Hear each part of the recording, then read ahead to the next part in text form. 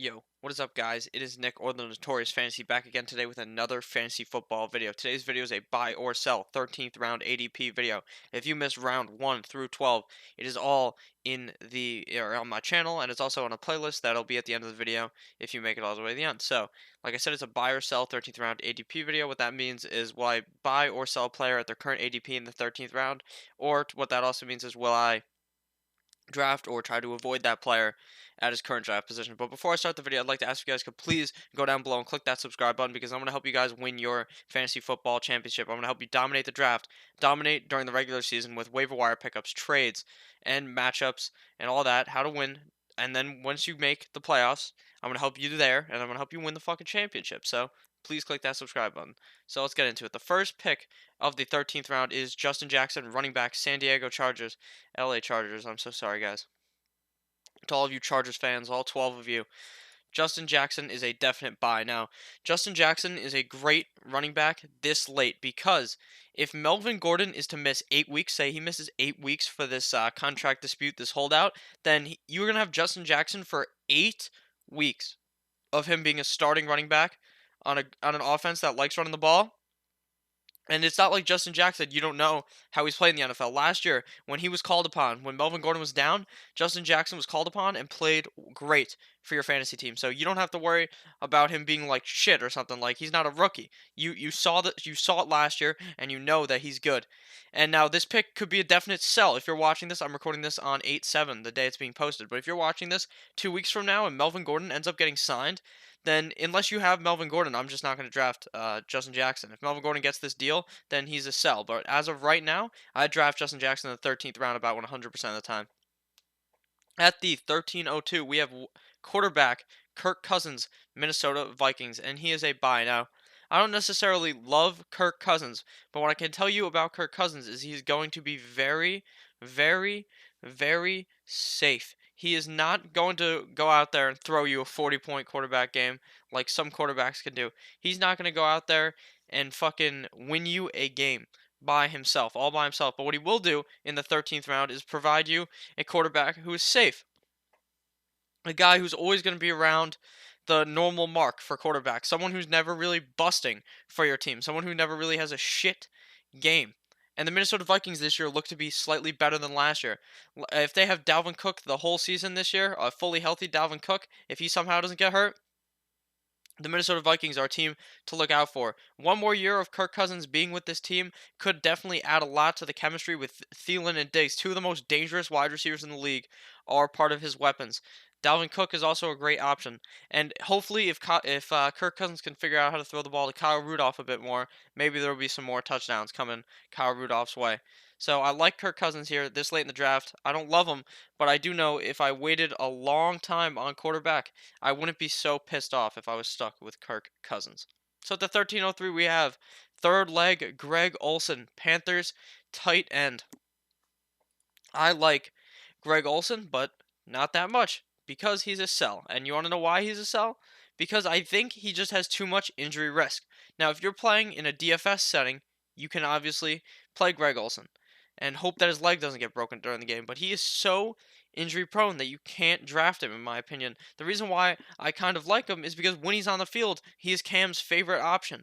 But at the exact same time, his injury risk is so baked into this that I'd much rather just wait on a different tight end that goes slightly later in the draft. It's just stupid, in my opinion, to draft someone who is so injury prone like Greg Olsen or a guy like Jordan Reed, who are late in their career. Greg Olsen is an old man at this point. He's been in the NFL for a long time, and while I like Greg Olsen's personality, I personally just don't think you can draft a guy who's just funny, you know?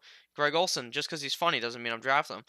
I think that he will probably, if he somehow does end up staying healthy, he could be a top 12 fantasy option, of course. But if he ends up getting hurt, like I believe he will, just a few weeks into the season, and he probably will end up retiring, then you don't want him on your fantasy team. So for that reason, I'm out on Greg Olsen.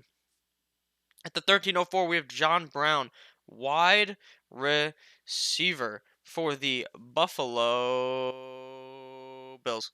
Now, John Brown is sorry for that long ass fucking I don't even know what that was. That was just me being an idiot. But John Brown, I like, because I think that John Brown is going to be top of the target list on the Bills.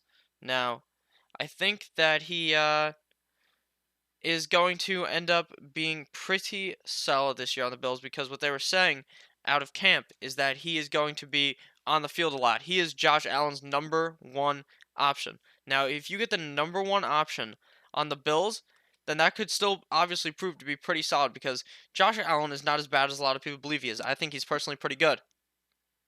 Last year, Robert Foster was able to put up a bunch of flexible weeks, and by flexible I mean in your flex option. He was your flex.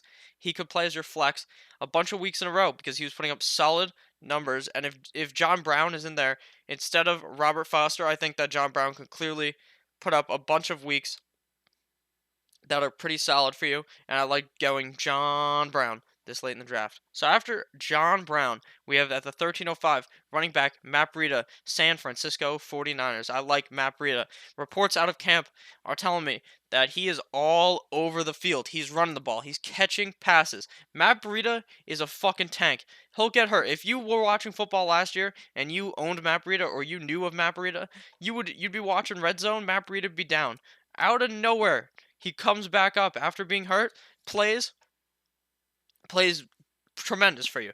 Gets you like 10, 12 points. Plays great for you. Some guy you found on the waiver wire. And I think this late in the draft, going with a running back with super high upside who could end up being the running back one on San Francisco, where San Francisco has a bunch of injury prone running backs on the team, I like Matt Breida this late in the draft.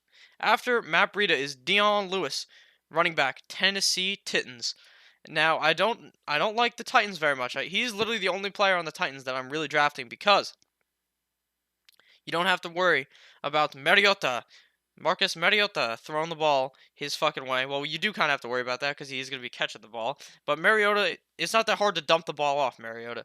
Mariota fucking sucks. I honestly think that Mariota may end up getting snubbed out for Ryan Tannigod just a couple games into the season. But I think that Dion Lewis is probably quite the great target because I don't know if Derrick Henry can truly do it. Now, a lot of people love Derrick Henry. Derrick Henry, oh, he was great. He won me my championship. What did he do the first 10 weeks while he was sitting on your bench? He did fucking nothing. The fact that you held him for that long is crazy. He was terrible for a majority of the season. And then out of nowhere, he plays 4, 5 great games. But in those other games, Dion Lewis was absolutely eating when he wasn't playing good. So Dion Lewis seemed like a better pick. And I think that at the end of the day, Derrick Henry is kind of hurt right now. I think they're going to rely on Dion Lewis still. I think they're still going to pass the ball to Dion Lewis. And I think Dion Lewis could emerge even further as getting more touches as Derrick Henry's health decreases because Derrick Henry just really isn't that good. I don't think he is as good as a lot of people believe he is. So I think getting Dion Lewis this late is a solid option. Now at the 1307, we have running back Indianapolis Colts, Nyheim Hines. Right now, to me, Nyheim Hines is a buy. Now, he's the pass catching back on Indianapolis. They signed running back Donta Foreman, however you say his name, from the Houston Texans. So obviously that could cut into his work potentially, but Donta Foreman hasn't been able to do anything in the NFL. He keeps getting hurt, so I don't really think that he's going to try to eat up Nyheim Hines' targets or anything like that. I think Nyheim Hines is a solid PPR back. He's going to be catching passes because Marlon Mack doesn't really catch any passes out of the backfield. I think that Nyheim Hines is going to be someone who he's not a guy back here who you know is going to really break out, could emerge past Marlon Mack. Marlon Mack does have some injury history. He could end up getting hurt, and I like handcuffing Nyheim Hines with Marlon Mack because I know that if Marlon Mack goes down, Nyheim Hines is going to be a solid back. He's not like where if you're drafting Christian McCaffrey and then you draft C.J. Anderson. Like who knows if C.J. Anderson will even be that guy? It might be Cameron Artis-Payne if he's still on the team. It might be some other guy. So same thing with Saquon. You don't really know who the backup is. But at the 1308, we have kicker Justin Tucker the fucker, Baltimore Ravens. He's a sell because we don't draft kickers this high. You wait till the last round to draft a kicker.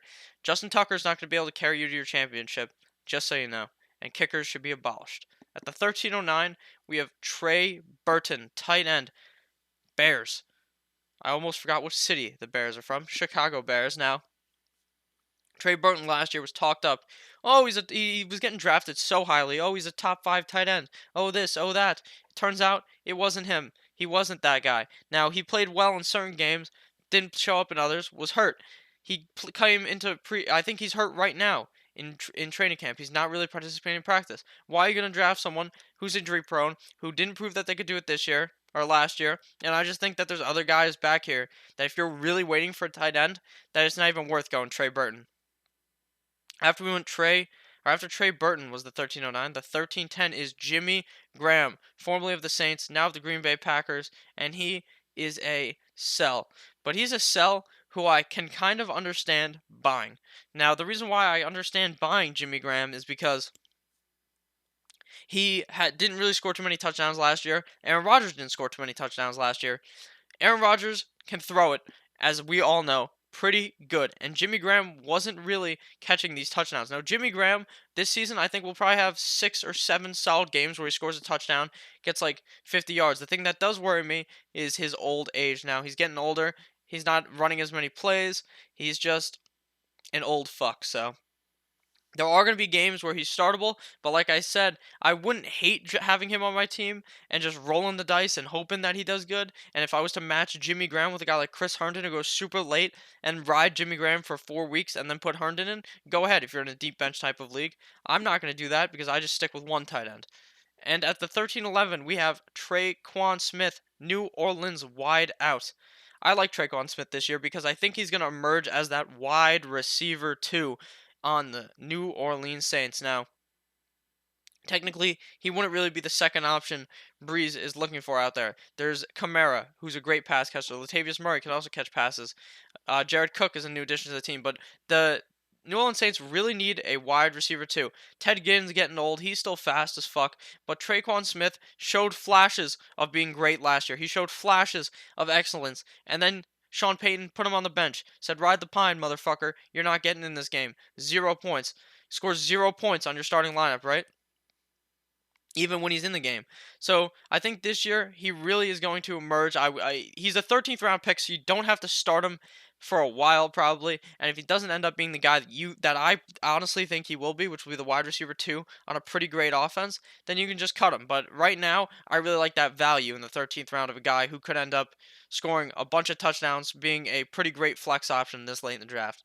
After Traquan Smith at the 13-11 is the 13-12 Mark Andrews, tight end, Baltimore Ravens. And I love Mark Andrews. A lot of fantasy experts love Mark Andrews.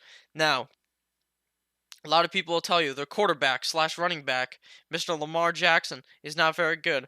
Blah, blah, blah, blah, blah. I know he's not the greatest thrower, but I know he can throw the ball to Mark Andrews. I've seen it in training camp. I saw it last year during the regular season.